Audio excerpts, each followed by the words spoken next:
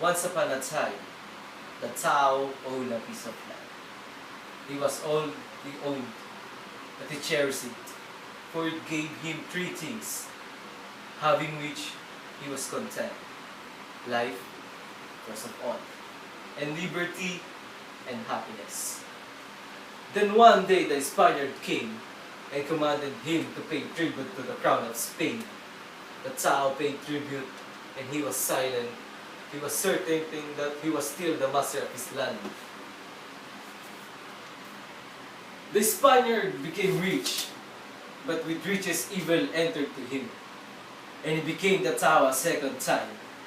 He read the Tao a formidable document saying, according to the Decreto Real, which unfortunately you cannot read, this that you have been paying is not a tribute but rent, for the land is not yours but mine.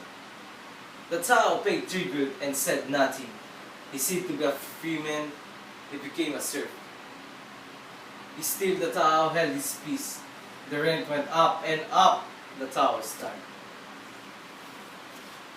And this time, the last he spoke, not in words, but with the rustic instrument with which he learned the land once his own, the molo. He transformed it from the instrument of tillage to the instrument of death. And with that drove away the stranger. Then he returned to his field, saying, now indeed, I again be the master of this land. Once my own, but stolen from me, the trickery of quicker wits that might.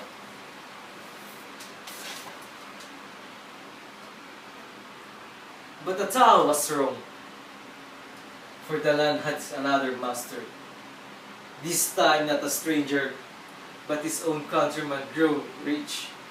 The Tao had new name, Kasama, which to us means partner, but which the Tao means still a slave. For once more he suffered from his countrymen the same thing he had suffered from the stranger, the rents, the usury, and all of the rest of it. Yes, the Tao returned to his field thinking that he was free. But he soon discovered that he was still a prisoner. His prison, a two-room shack without any comforts. The Tao home has become his prison. Doors, if you call them such a worldwide open. It is a prison nonetheless, for the Tao is bound to it, with a chain of steel, but the slavery of prisoner of the usurer. This day, the Tao remains slave, a prisoner of the usurer.